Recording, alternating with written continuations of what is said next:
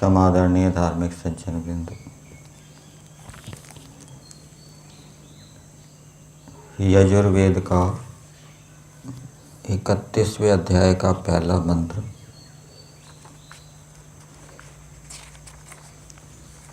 सहस्र शीर्षा पुरुषः सहस्राक्षः। इस मंत्र के अंदर बताया गया है कि परमेश्वर के अंदर हम मनुष्य आदि प्राणियों के असंख्य सिर, आँख, पैर आदि वर्तमान हैं। परमात्मा हम मनुष्य आदि प्राणियों के सिर, आँख, पैर आदि शरीर के अवयवों को बनाता भी है और ये सब ईश्वर के अंदर वर्तमान रहते हैं। और परमेश्वर के विषय में बताया कि वो पुरुष है, अर्थात इस ब्रह्मांड रूपी नगरी के अंदर निवास करता है, व्याप्त है, सर्वत्र परिपूर्ण है और इस सारी सृष्टि को सब ओर से व्याप्त करके परमेश्वर इसके बाहर भी स्थित है। इस सारी सृष्टि को, सारे जगत को मंत्र के अंदर दशांगुल शब्द से कहा है। लौकिक संस्कृत में खरबूजे के लिए दशांगुल शब्द का प्रयोग करते हैं। सृष्टि को भी दशांगुल कहा है क्योंकि इसके 10 अवयव हैं और वो 10 अवयव कौन से हैं? 5 स्थूलभूत और 5 सूक्ष्मभूत। तो ये मंत्र के अंदर परमेश्वर ने अपने विषय में बताया है। किस लिए बताया है, इसका क्या प्रयोजन है? तो इसके भावार्थ में महर्षि दयानंद जी लिखते हैं, इस सब जगत के बनाने वाले। मंत्र के अंदर तो ये दिया है कि हम मनुष्य आदि प्राणियों के सिर, पैर आदि परमेश्वर में स्थित हैं, परंतु भावार्थ में ये भी दिया है कि ये जो सिर, पैर आदि हैं, जितने भी प्राणियों के शरीर हैं, उन सब को बनाने वाला परमेश्वर है। ये उपलक्षण के रूप में है।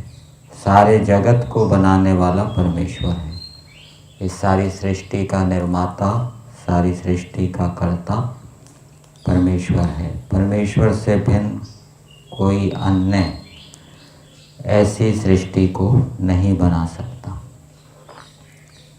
तो उस सब जगत के बनाने वाले, फिर आगे दिया परिपूर्ण, जो परमेश्वर सब में परिपूर्ण हो रहे हैं। सच्चिदानंद स्वरूप, सत परमेश्वर की सत्ता है। परमेश्वर एक सत्तात्मक पदार्थ है, वस्तु है, कोई कल्पना नहीं है। जैसे भूत प्रेतों की कल्पना की जाती है, वो मिथ्या कल्पना है।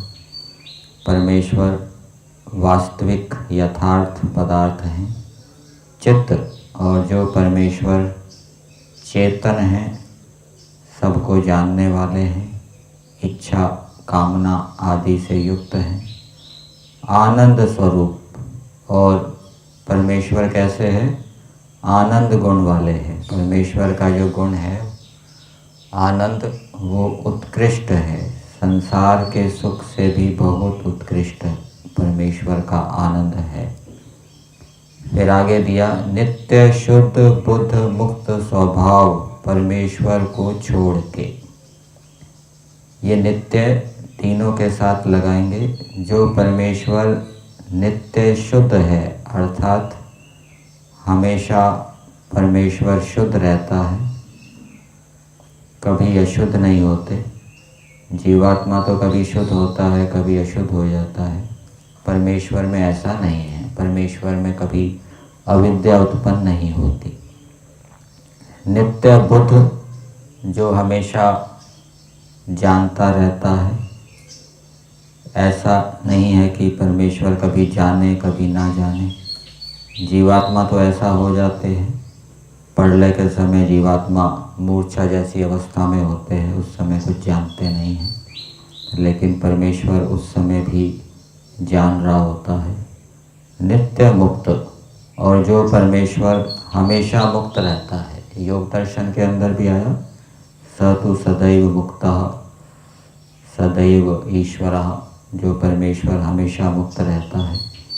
जीवात्मा हमेशा मुक्त नहीं रहता, मुक्ति के बाद वो फिर बंधन में भी आता है, जब मुक्ति का काल पूरा हो जाता है।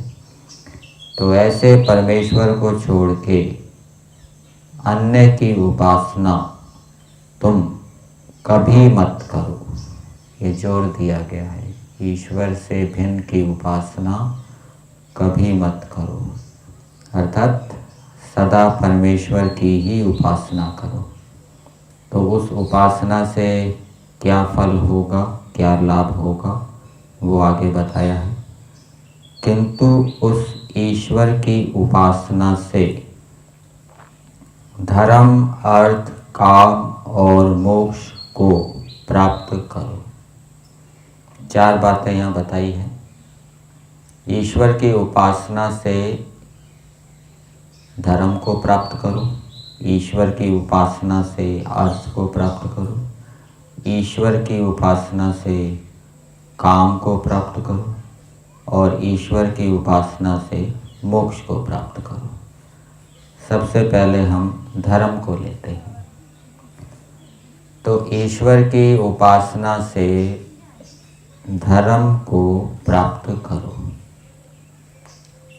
धर्म को प्राप्त करने का मतलब ये समझना चाहिए, धर्म में दृढ़ हो, और उससे पहले धर्म का ज्ञान भी होना चाहिए। उपासना शब्द के अनेक अर्थ हैं। एक तो उपासना शब्द का अर्थ होता है, महर्षि दयानंद जी ने किया है, जो जो ईश्वर के गुण कर्म स्वभाव हैं वैसे अपने गुण कर्म स्वभाव बनाना, ये ईश्वर की उपासना है। और इसके अंदर प्रीति भी जुड़ी हुई है, ईश्वर में प्रीति। यदि ईश्वर में प्रीति होगी तभी व्यक्ति अपने गुण कर्म स्वभाव ईश्वर जैसे बनाएगा। ईश्वर में प्रीति नहीं होगी तो वो अपने गुण कर्म स्वभाव ईश्वर जैसे नहीं बनाएगा। ईश्वर के गुणों का कीर्तन करना या ईश्वर के गुण कर्म स्वभावों का कीर्तन करना, उनको जानना, ये स्तुति है। और इस स्तुति के 2 फल बताए, प्रीति और अपने गुण कर्म स्वभाव ईश्वर जैसे बनाना। तो इस दृष्टि से उपासना का एक अर्थ हो जाएगा ईश्वर में प्रीति होना, ईश्वर में रुचि होना। दूसरा, उपासना का अर्थ हो जाएगा अपने गुण कर्म स्वभाव ईश्वर जैसे बनाना। ईश्वर न्यायकारी है, हम भी न्यायकारी बने। ईश्वर सर्वरक्षक है, हम भी सर्वरक्षक बने। ईश्वर विद्वान है, हम भी विद्वान बने। ईश्वर आनंदित है, हम भी आनंदित रहें। और उपासना का एक अर्थ है हर समय ईश्वर को अपने समीप याद रखना, अपने समीप अनुभव करना, ईश्वर को भूलना नहीं। तो इस उपासना को करने से धर्म की प्राप्ति होती है। इसके अंदर भी 2 बातें आ जाएगी। एक तो ईश्वर की उपासना से धर्म का ज्ञान होता है और ईश्वर की उपासना से व्यक्ति धर्म में दृढ़ होता है। इसको इस रूप में समझ सकते हैं। मनुस्मृति के अंदर एक श्लोक आता है कि धर्म का ज्ञान किसको होता है? अर्थ कामेषु असक्तानाम धर्म ज्ञानम विधीयते धर्म जिज्ञासमानानाम परमाणम परमं श्रुति। तो जो इंद्रियों के विषयों में फंसे नहीं हुए, धन के लोभ में जो नहीं हैं, उनको धर्म का ज्ञान होता है। ये एक प्रकार से ईश्वर की उपासना है। किसी विषय में आसक्त ना होना, क्योंकि ईश्वर संसार के किसी भी पदार्थ में आसक्त नहीं है। इसी प्रकार से धन के लोभ में ना पड़ना, ये भी ईश्वर की उपासना है, क्योंकि परमेश्वर को कोई धन का लोभ नहीं है। ईश्वर लोभ, क्रोध, काम आदि क्लेशों से रहित है। क्यों रहित है? क्योंकि ईश्वर के अंदर अविद्या नहीं है। और दूसरा, ईश्वर में प्रीति, ये भी ईश्वर की उपासना बताई। तो जिसकी ईश्वर में प्रीति होगी, रुचि होगी, उसकी फिर सांसारिक विषयों में रुचि नहीं होगी, सांसारिक विषयों में आसक्ति नहीं होगी, उसका फिर धन में लोभ नहीं होगा। तो ईश्वर की प्रीति का संबंध भी इसके साथ है, धर्म के ज्ञान के साथ। यदि ईश्वर में प्रेम होगा, रुचि होगी, तो फिर सांसारिक विषयों में रुचि नहीं होगी। एक विषय में रुचि होगी, या तो ईश्वर में रुचि करो या सांसारिक विषयों में रुचि करो। तो ईश्वर की उपासना से धर्म का ज्ञान होगा, ठीक है। वो वेद आदि शास्त्रों को पढ़ेगा, उसको समझेगा, फिर वो उसको आचरण में लाएगा संकल्प लेके। अब वो जो आचरण में दृढ़ कैसे हो, उसका उपाय भी योग दर्शन के अंदर बताया है। योग दर्शन के अंदर अभ्यास और वैराग्य दो बातें बताई गई।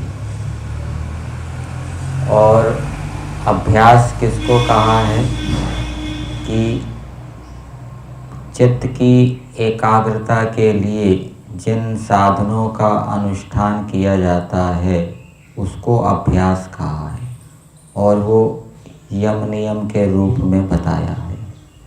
और वो अभ्यास दृढ़ कब होता है, तो उसके लिए सूत्र में बताया, स तु दीर्घ काल निरंतर ये सत्कारा सेवितो दृढ़ भूमि। जब अभ्यास को निरंतर किया जाएगा, सत्कार पूर्वक किया जाएगा, लंबे समय तक किया जाएगा। और सत्कार के अंदर चार बातें बताई गई है। ब्रह्मचर्य पूर्वक किया जाएगा, विद्या पूर्वक किया जाएगा, तपस्या पूर्वक किया जाएगा और श्रद्धा पूर्वक किया जाएगा। यहाँ श्रद्धा शब्द आया है। तो रुचि पूर्वक यदि अभ्यास किया जाएगा, ईश्वर में प्रेम रखते हुए यदि उसकी आज्ञा का पालन किया जाएगा, ईश्वर में प्रेम रखते हुए यदि धर्म का अनुष्ठान किया जाएगा, तो उससे ईश्वर की ओर से ज्ञान विज्ञान मिलेगा। और ज्ञान विज्ञान के मिलने से वो जो व्यक्ति है वो धर्म में दृढ़ होगा। तो इस प्रकार से ईश्वर की उपासना से धर्म की प्राप्ति होती है।